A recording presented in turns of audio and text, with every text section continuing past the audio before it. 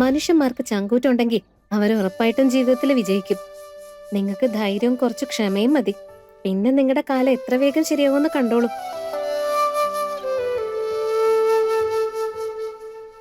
എന്റെ ശരിക്കുള്ള ശക്തി എന്റെ അനിയത്തി ഈഷയായിരുന്നു. അവളെല്ലാരും വളരെ നന്നായി ശ്രദ്ധിച്ചിരുന്നു. ഞങ്ങളുടെ ജീവനായിരുന്നു. ഏട്ടത്തി പ്രഗ്നന്റ് ആണെന്നുള്ള കാര്യം അവൾ അറിഞ്ഞാലുണ്ടല്ലോ എത്ര സന്തോഷിക്കുന്നറിയോ. ഇന്ന് ഇവിടെ ഇപ്പോ എല്ലാം ഉണ്ട്, പക്ഷെ അവള് മാത്രമില്ല.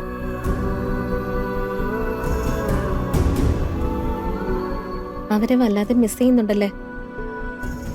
ഒരുപാട്. അവളില്ലാതെ ഞാൻ വല്ലാതെ ഒറ്റപ്പെട്ടു പോയി. ഉണ്ടായിരുന്നെങ്കിൽ ചേട്ടത്തിയുടെ റിപ്പോർട്ട് എനിക്ക് തന്നെ അവളെ കാണിക്കാമായിരുന്നു. അങ്ങനെ അവളുടെ മുഖത്ത് വരുന്നൊരു സന്തോഷമുണ്ടല്ലോ, അതെനിക്ക് നേരിട്ട് കാണാൻ പറ്റുമായിരുന്നു. എന്നാ റിപ്പോർട്ട്സ് എവിടെയാണെന്ന് പറയൂ. അതോ ആ ഡ്രോയില്. ഇതാണോ?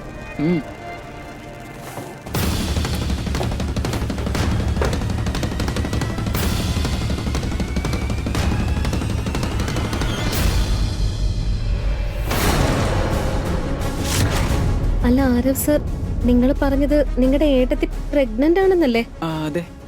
പക്ഷെ ഈ റിപ്പോർട്ടിൽ പറയുന്നത് വേറെ ചിലതാണല്ലോ. എന്താ?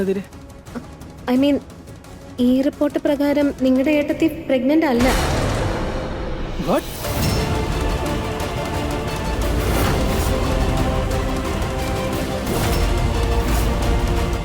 എന്തായാലും ഈ കാര്യങ്ങളൊക്കെ ഇവർ രണ്ടുപേരും അറിഞ്ഞ സ്ഥിതിക്ക് ഇനി ഇവരോടെല്ലാം പറയുന്നതാണ് നല്ലത്. അല്ലെങ്കിൽ ഈ വിവരം അനുരാഗിലേക്കോ അച്ഛനിലേക്കോ എത്തും.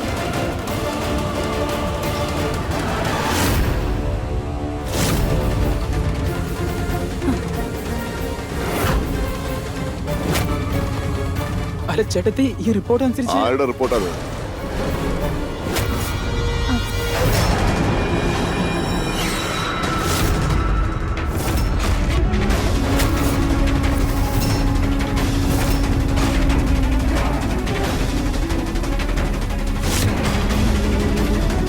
എന്തു പറ്റി മരുമോൾക്ക്?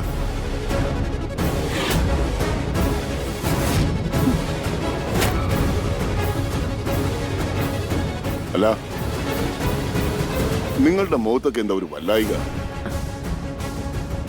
ഇത് ആരുടെ റിപ്പോർട്ടാണ് നിന്റെ കയ്യിലുള്ളത്? ഇതിലെന്താ ഉള്ളത്? വ്യക്തമായിട്ട് പറഞ്ഞേ.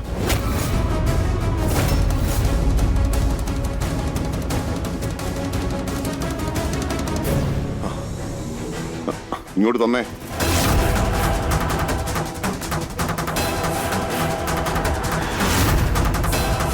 അത് ഈ റിപ്പോർട്ട് ആരവ് സാറിന്റെയാ. ഫിസിയോതെറാപ്പിക്ക് വേണ്ടി ചെക്ക് ചെയ്യായിരുന്നു. അപ്പോഴല്ലേ കാലിന് കൊടുക്കേണ്ട എക്സസൈസ് അറിയൂ. ഓ, ചെയ്യാൻ പറ്റുന്ന എന്ത് വേണമെങ്കിലും ചെയ്തോ. എത്രയും പെട്ടെന്ന് ഇവൻ സ്വന്തം കാലിൽ എഴുന്നേറ്റ് നിൽക്കുന്ന എനിക്ക് കാണണം. എന്നാലേ ഇവന് IAS പ്രിപ്പയർ ചെയ്യാൻ കഴിയും.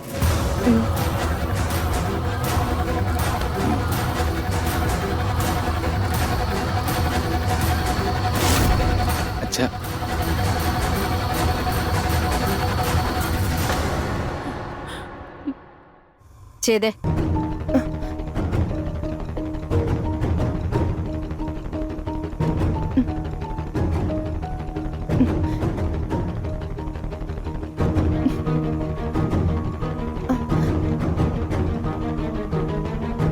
എന്റെ ഭഗവാനെ, ഞാൻ തോറ്റു. എവിടെ വന്നാ കുടുങ്ങിയത്? ഈ മരം വണ്ടിയെ കൊണ്ട് ആട്ട ശരിക്കും എടുക്ക. അതൊരു ഉണ്ടയാക്കിട്ട് പരത്ത്.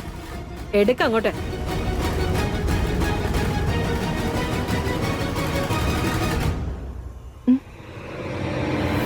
വെക്കേ.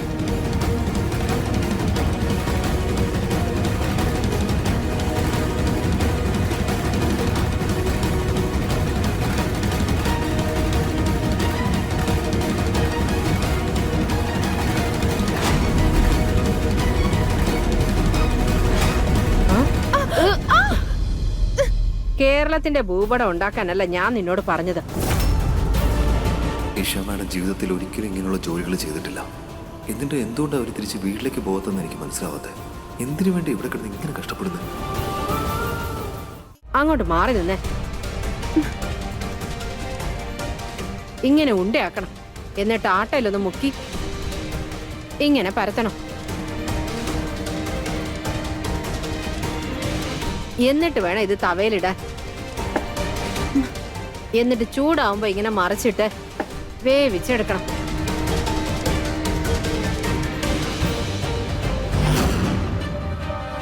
ഇപ്പൊ കണ്ടില്ലേ?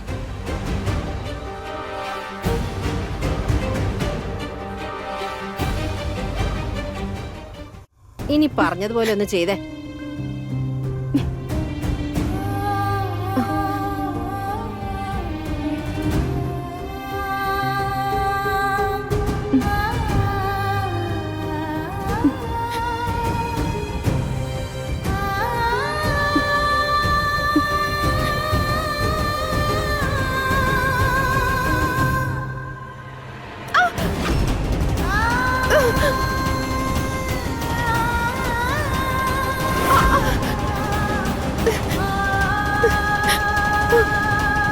സത്യത്തിൽ ഇതൊക്കെ ചെയ്തിട്ട് നിങ്ങൾക്ക് എന്താ കിട്ടുന്നത്? വെറുതെ എന്തിനാ ഇങ്ങനെ കഷ്ടപ്പെടുന്നത്? ഈ സ്ഥലം നിങ്ങൾക്ക് പറ്റിയതല്ലെന്ന് എന്താ നിങ്ങൾ മനസ്സിലാക്കാത്തത്? നിങ്ങൾക്ക് നിങ്ങളുടെ വീട്ടിലേക്ക് പോയിക്കൂടെ ഈശ്വരൻ മാഡം? പ്ലീസ് ഇവിടെ പോ.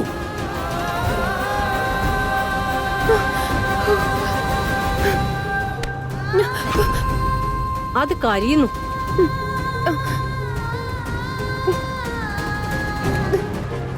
എടി, ഇതിങ്ങനെ കരിച്ചാൽ എങ്ങനെയാ?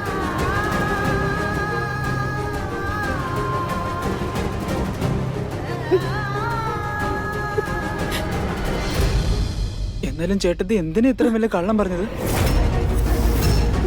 പറയൂ ചേട്ടത്തി, എന്തിനായിരുന്നു? അത് ഞാൻ പേടിച്ചിട്ടായിരുന്നു ആരോ. അച്ഛന്റെ സന്തോഷം കണ്ടിട്ടായിരുന്നു എന്റെ പേടി. അന്ന് ഹൽദി ദിവസം എനിക്ക് ചെറുതായി സുഖമില്ലാതായപ്പോ മുത്തശ്ശി തെറ്റിദ്ധരിച്ചതാണ് ഞാൻ പ്രഗ്നന്റ് ആണെന്ന്.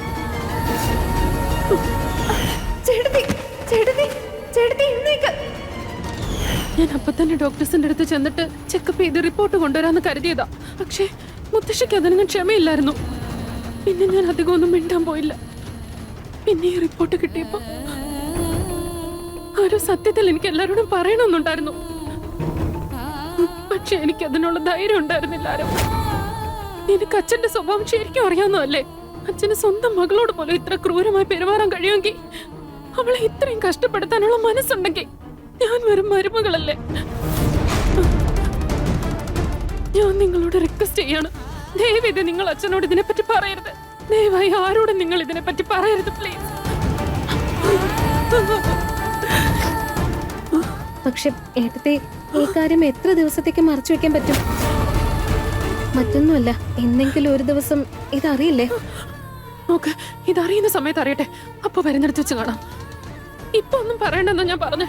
ഞാൻ നിങ്ങളുടെ രണ്ടുപേരും കാല് പിടിച്ച് പറയാ, പ്ലീസ് പറയരുത്. ആരോ ചേട്ടത്തി,